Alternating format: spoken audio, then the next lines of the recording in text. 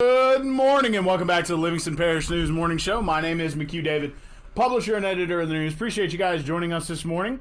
If you are watching us live on Facebook, we do appreciate that. If you are watching us elsewhere, we do upload these shows to www.livingstonparishnews.com/podcast. You can find audio and video versions there. We also put them on our podcast platform now, which is Anchor FM. You can find it at Google Podcasts, or Google Play rather, Apple Podcast, and Spotify. If you ever want to check it out later, don't know where to find it, you can find our show on most podcast platforms. Again, appreciate you guys joining us this morning. Let's get into your traffic. Looking pretty good this morning, flowing into Baton Rouge. Not a whole lot of delays, some minor on-ramp delays, nothing crazy. I-12 is flowing. Heavy on 64 heading into Central. So I say heavy, right there at Greenville Springs and 64. A lot of little bottleneck traffic as people try to get on Greenville Springs and head south. And some minor delays at 16 and Lockhart. Your weather today, we just talked about the traffic. Weather today, 78 degrees, 86 degrees is your high, 76 your overnight low. I know I said there was supposed to be a lot of rain yesterday. It looks like it hit certain parts of the parish, but kind of passed over us for the most part. There is a 50% chance of rain starting at 10 a.m. today, and it's going to stay about 50% throughout the day. So still a good idea to grab that poncho and an umbrella. Can never be too careful.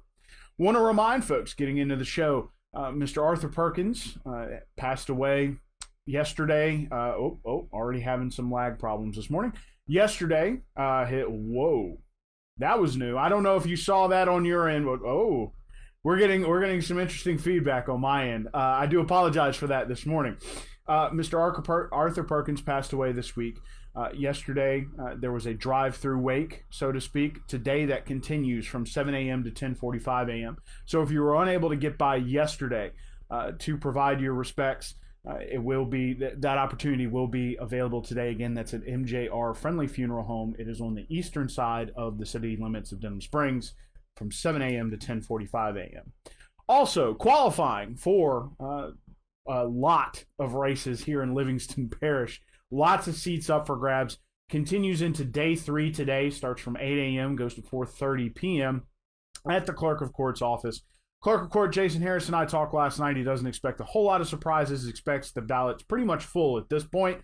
But I got to tell you, the town of Livingston's heating up. There are a ton of people. 5 seats on that Board of Aldermen, and there are about 9 qualifiers right now. So that's going to be a heavy race. 3 up for mayor and 2 for chief of police. So the town of Livingston, lot going on there for this upcoming election, but today will be the last day of qualifying, so we'll have a full list of candidates for you over the weekend, as well as some of the other things that will be on the ballot coming up. This is for November 3rd's election. That early voting period will start Saturday, October 20th, so it'll be here before you know it. And yeah, we're qualifying a little early, but that's okay. We're gonna have a fun race this fall. Yesterday Carter's announced, I guess you can say, that they were going to be moving. The original Carter's location was at the corner of Lockhart and Cockram.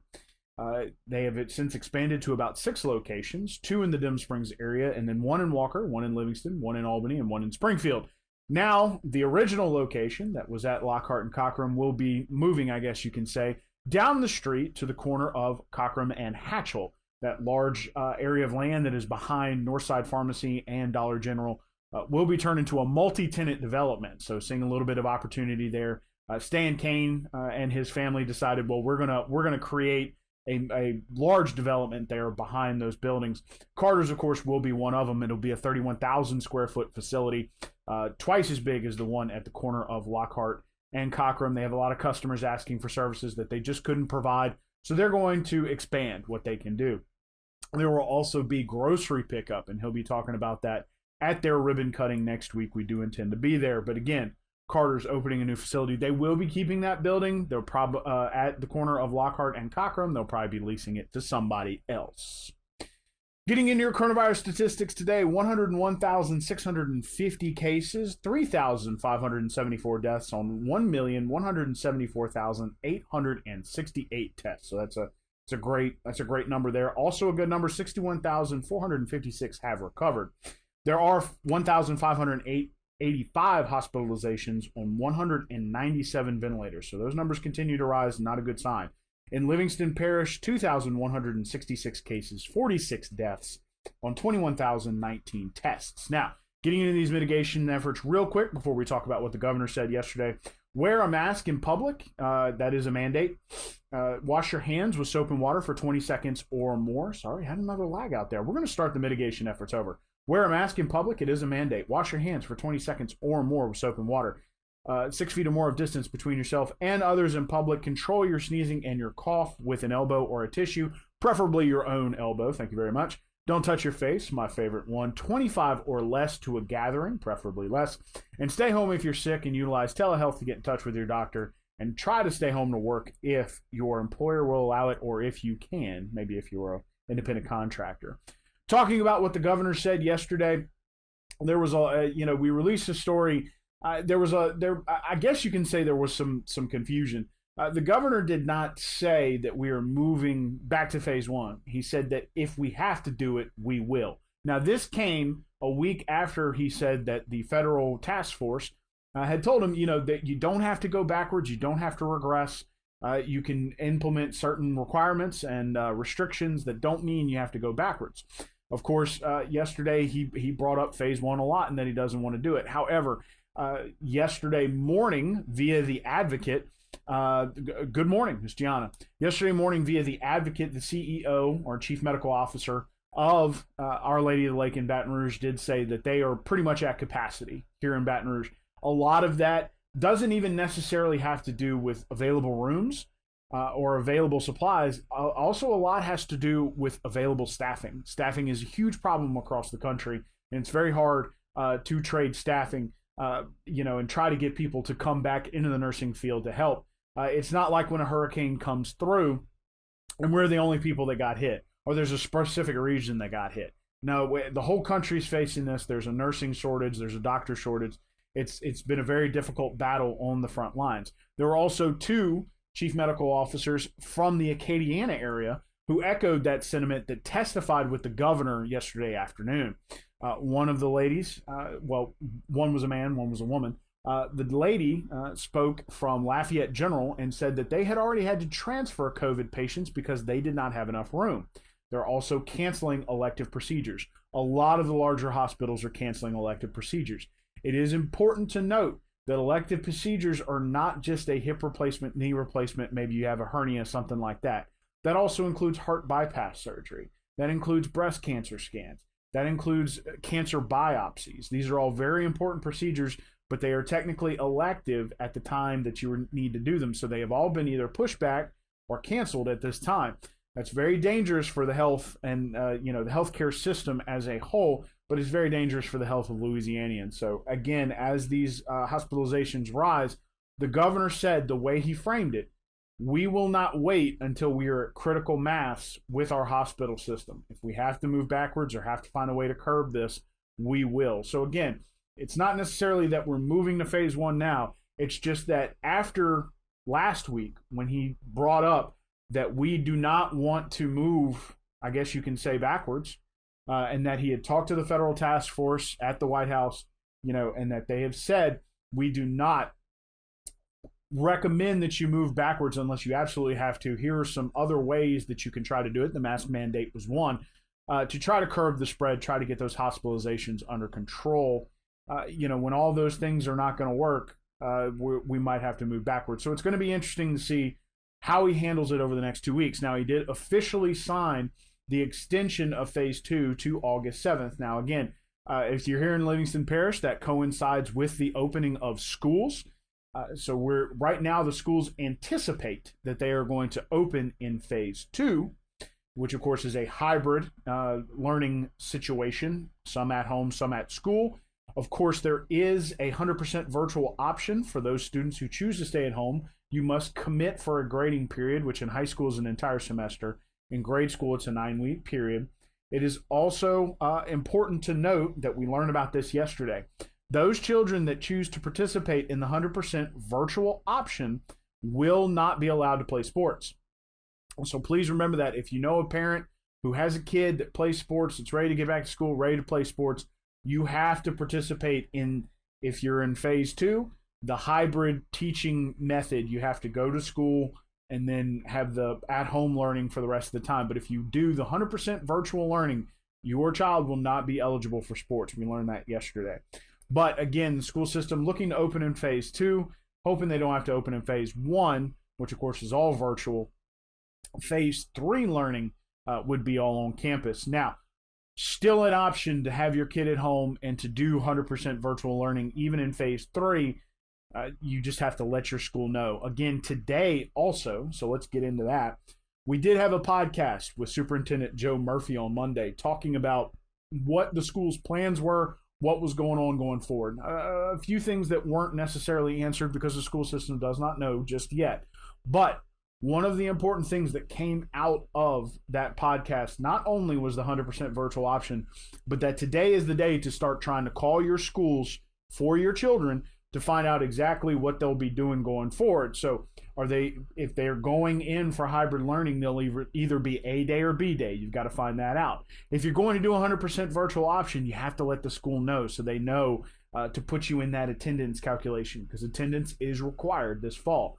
However, the superintendent did say, even if you're learning from home, you're still going to get a full education. Last spring, there was a lot of testing going on, trying to see what worked, what didn't, how far they could go with certain things. This fall, it's going to be a full education from home. So please prepare your children for that. Parents, be prepared for that if you're going to be at home with your kids as they go through school. Now, please remember, call your school starting today. You may not get an answer today. Some schools have already said, please call us Monday the 27th, which is 3 days from now. So please keep that in mind. Just keep trying to get in touch with your school, because you need to find out if your kid's going and we're in phase 1 or 2, or phase 2, excuse me. If your kid is going and we're in phase 2, they're either an A or B day. Got to figure that out. If you're going to do 100% virtual learning, you need to let the school know. New unemployment claims nationwide are up 1.4 million, which is an unfortunate incident because we are nearing the end of the unemployment boost, which was $600 from the federal government. Now, a new stimulus package is expected. They are not expected to give that kind of boost this time around, if any, to unemployment. They're looking to provide benefit to employers to try to hire more people. So we're going to see how that new stimulus comes out. That's still in discussion at the federal level. In East Baton Rouge, roughly 57,000 people remain unemployed. In Livingston Parish, 7,750 is the current rough number as of the week ending July 11th. In Congress, Congressman Garrett Graves is battling the Great American Outdoors Act, and unfortunately, he lost that battle. What this was, and it seemed like a good idea on the onset, but of course, the devil's in the details. The idea was that some representatives from the western side of the country have a lot of giant national parks in their area that have not received the proper maintenance for years, and things were falling apart, buildings, that sort of thing. They were looking to find money to help repair those, to try to get people outside, because that is that's something that you can do during COVID, is get outside, get out in the hot weather.